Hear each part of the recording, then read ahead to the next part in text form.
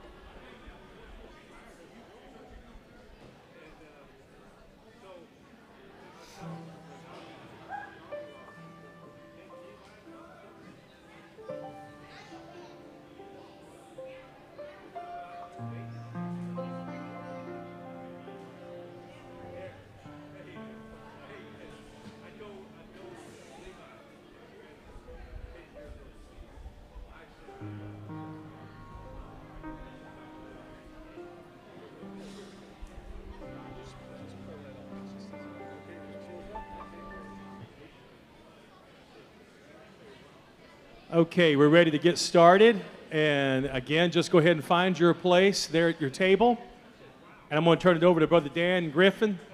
It's good to have his brother and sister-in-law. They came in a little later to join us. And his son, Seth, is here as well. So we welcome you. Thank you for coming. We have other folks that are visiting. I'm really glad you stayed. And I don't know who to cheer for, but to cheer for everybody. If you enjoyed today's meal, would you clap and give a hand to them? Yes. Yes. I mean, this is one of those kind of meals where I'm going, man, that's the best green beans I've ever had in my life. I was saying that, and there sat my mama across the table, you know. I thought, what am I doing? But anyway, we do have a lot of the sides left over. Do we have chicken left over there, Miss Kathy? Some chicken left. So if you want to get that last bit of chicken, let's go ahead and get that, take it home today, all right? We're going to turn it over now to Dan Griffin. He's going to bless our hearts, and then after he finishes, I'll come back and close us and give directions about what we're going to do to close up for the day, all right? Brother Griffin. Thank you all. And thank you, David, and we appreciate you so much. And Matt, wow, did the choir sound good today? I mean, really, way to go. Well done. Not very many church choirs that good, and good leadership there for sure. Wow, this meal, my taste buds went yippee. Yeah, just jumping up and down, and I appreciate the good cooking. I'm just going to share with you some of my favorite songs today, okay? It's just going to be, let's make this really informal and a lot of fun. I'm going to do something for the kids that they will never in their life ever be able to do this again. I'm not going to tell you what it is, but stick around and I'll let you do something really super duper, and it will only happen one time in your whole life, I promise you, okay? And so I told you about this. I'm going to tell you a little bit more about this cello. We do believe that it was played in a Beethoven's concert, which means it had to be played over 200 years ago in his, in his orchestra. We're not positive about that, but we're pretty confident. Actually, we can't say definitively, but it was in the right place, in the right time, with the right people, and that's pretty much true. Now I'm going to ask a question, and do we have any 16-year-olds in this room? Any 16-year-olds? Okay, there's right there. Okay, 16 years old. I'm going to tell you a story about this hymn. Now, I'm going to see if you can get what I'm getting ready to say. We only have hymns. We don't have any herms. Yeah, some people got that. So, all right, now this tune has been attributed, and for you young people, that means was written by, or they think the guy wrote it, was attributed to a guy named Gordon. However, we discovered that Gordon didn't write it. And so there's a big controversy and almost a fight about this song, and you will know this song very well. And so then they thought maybe a guy named Ralph Featherston, who lived from 1846 to 1873, wrote it when he made, right after he made a profession of faith at the age of 16 years old. This hymn was written by kids that was 16 years old, and we're singing it today. Now, in the olden days, actually even today, hymns is not the music. The hymns are the words. And so and a lot of times the hymnals were split into half, and they would say, we're going to sing this song to the tune of, and they would name the tune, and so they would switch every Sunday. So you would sing the hymn to a totally different tune the next Sunday than you did the last Sunday, all right? So it's only been recently that we have attributed tunes to the hymns. Now, some hymns were written with the tune, so it's very confusing, but anyway, we sing them anyway, right? So at 16 years old, he wrote this hymn, and we weren't sure for a long, long time that Featherston wrote it because it somehow showed up in England. And then for a long time, we thought a guy in England wrote this hymn named James Duffel. And so in any case, now we have it, and many years later, we understand that Featherston, a 16-year-old boy, wrote the words to this, and then we put the tune of Gordon to this. Now, I'm going to play this. I love this tune. It's one of my mostest favoritists. And those of you English teachers, I'm going to see you wincing out there. But I like to say that. And anyway, got your attention, didn't it? So here we go. My Jesus, I love thee. Give me a second to put the mic away, okay? And my wife is playing, so I still like her.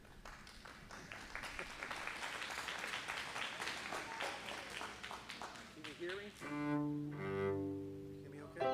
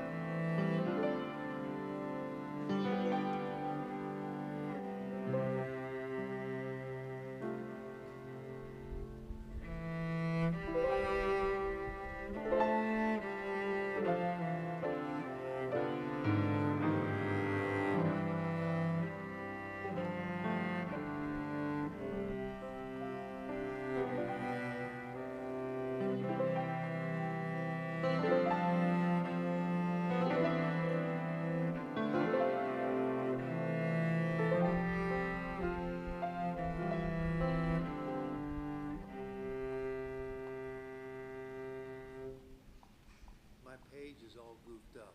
Let's try it again. There we go.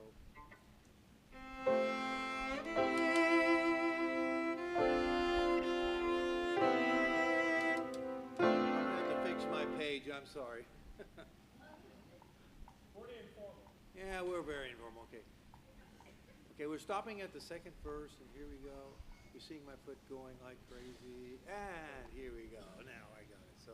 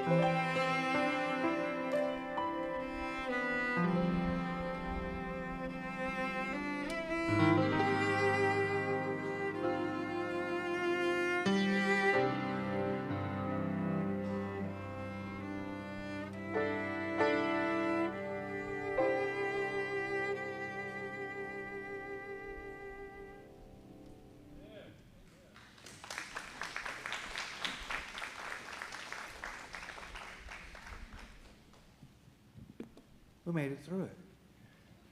All right, the next one is, I will arise and go to Jesus. Who knows the other name of that song? What's the other name? No? Come ye sinners poor and needy, weak and wounded, sick and sore. Jesus ready stands to save you, full of pity, love, and power. And this is an unusual arrangement, and it's for those of musicians in the room, which may appreciate this. It is written it was written in 3/4 and appeared in many, many hymnals in 3/4 time. Then it was written in 4/4, and so it appeared in many hymnals and 4/4 time. Okay. And so what this composer did, this is Mark Hayes, he did it in 3/4 and 4/4 time. So that solved that problem, or else made a lot of people mad. But I just love this song. I will arise and go to Jesus. By the way, I don't know, many of you don't know, but I actually lost my left hand not being able to play for quite a while. And then I went to the doctor and got some injections, and now I'm playing again. Is that cool? I think God did that, and I appreciate him doing that. He does that kind of stuff, doesn't he? Yep, yes, he does. And so one of my favorites, I will arise and go to Jesus.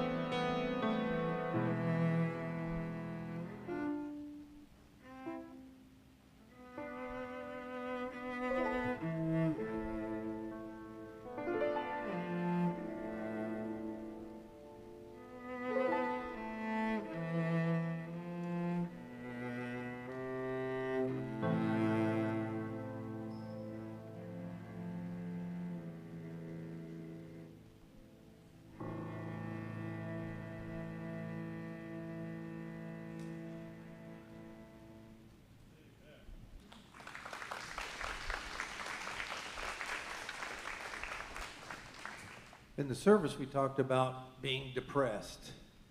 That never happens to a Christian, does it? I hear the pastor laughing. It happens a lot. You know, your dog dies, your grandmother or something. You do. That's a normal part of life. And so here's a guy, Albert Peace. He was a minister, and you know, he went blind, and so his fiancée left him. That's depressing, right? But then, over a number of years, his sister actually did a lot of his work in Greek and helped him write his sermons, and then she fell in love and got married and left. So that left him without his research partner, because she wanted to live with her husband, I suppose, which is a kind of a normal thing. And so Albert, he was very, very depressed. And he was about ready to give up. And so he was sitting there feeling sorry for himself. And then he said, it was like a flood of light came through the blackness. And he wrote the words, "O love that will not let me go, I dare not rest to hide from thee. I give thee back the life I owe, that in thy presence may thy fullness be." Okay? So he wrote those words, and so I play those for you, and keep in mind that even in the times of the darkest hours, that Jesus Christ is with us, even when we don't feel like it, right? Yeah. And I'm going to repeat that phrase. Even when we don't feel like it, he's still there. And he does things that brings us out of the dark. And you're going to hear in this song him coming out of the dark. You'll hear the dark, and then you're going to hear him coming out of it.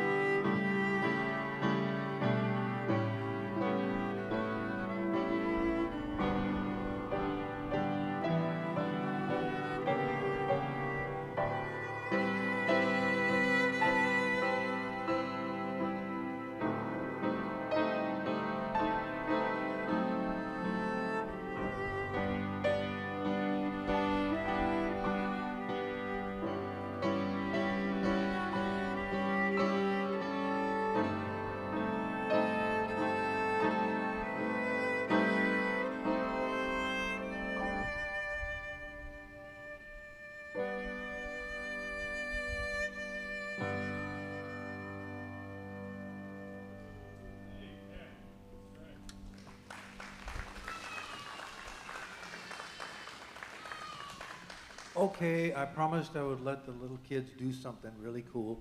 And so I'm going to let the children come up and just touch this instrument. You want to try that? Come on up, kids. We're going to just let you touch it. I see there's some on the way. One finger right here. You're excited, right? One finger, just like that. You can touch it right there, okay? You did it. Yay. I wish you could see their faces. Pretty cool, huh? In my day, we would call that groovy noodles. Is that cool? You like listening to it? Yeah, it's pretty cool, isn't it? You did it. Yeah, okay. He wanted to do it twice. So this is a song, Beatrice Bush Bixler wrote the song. Does anybody know that name, Bixler? Okay, so she was a big composer for Youth for Christ crusades, from which many, many evangelists and many, many pastors came out of that movement. And it was a very big movement. It was out of Moody. It was at Moody Bible College. It went into literally all over the north. I think it was a southern deal. Made it all the way to Alaska. And we did things called sing-spirations. Does anybody remember what sing-spirations were? Some of the older people, yeah, there you go, somebody in the back. So what we did is they wrote all these books, and Mrs. Bixler put a lot of these books together, and we would meet together on a Saturday night or Sunday evening service, and we sit around, we get a pianist and a bunch of instrumentalists, guitarists, or whatever. And when I was very young, we didn't allow guitars in church, but we did allow them at the Sing-spirations.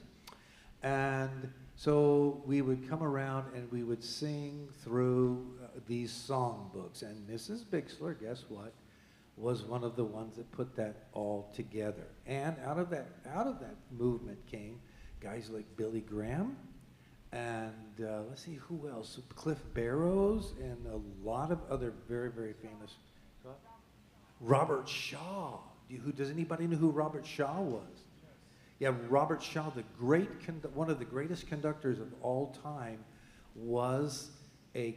started his career as a volunteer choir director for Youth for Christ crusades. And so a great conductor, which is his name just slips my mind at this very moment, but he saw him and he said, this is the guy I want. He hired him and put him in charge of the Atlanta Symphony Orchestra Choir. And boom, that's how we got his start. Is that cool? So then I Am Not Worthy I'm not worthy of the least of his favor, but Jesus left heaven for me. And so this is I'm playing only my favorites for you today. And so here we go with I Am Not Worthy.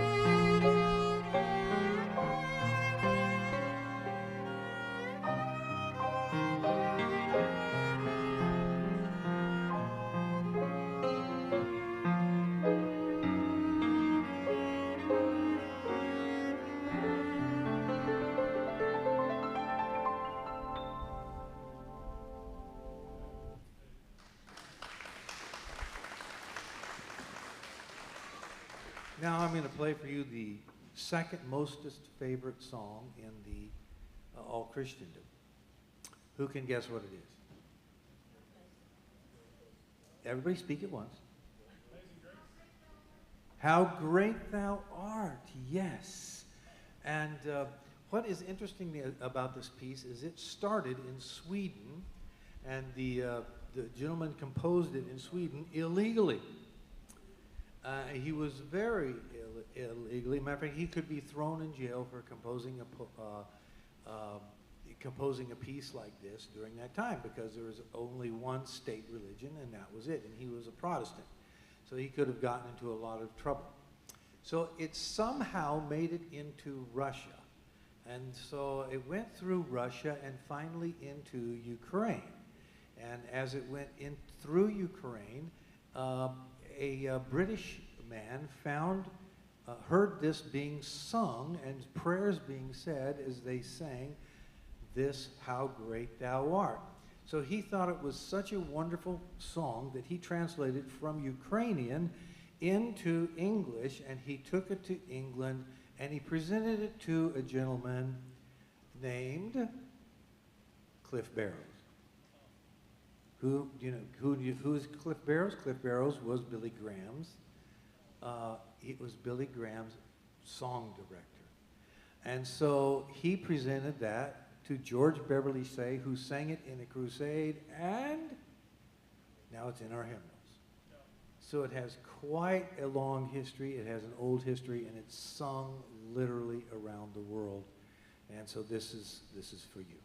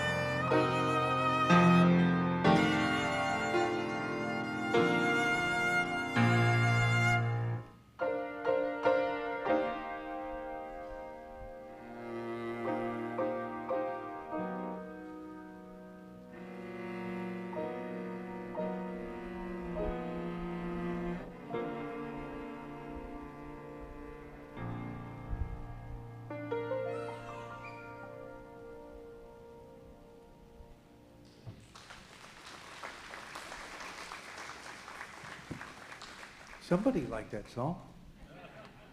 A lot. Well, folks, that's the end of the program for today. I wanted to end with "How Great Thou Art," and I think it's an appropriate ending. If you have any questions you'd like to ask, or just hang out and say hi, I'd be delighted to talk with you. And thank you all for inviting me. It's just really a great time and a wonderful. It's just a pleasure to be here.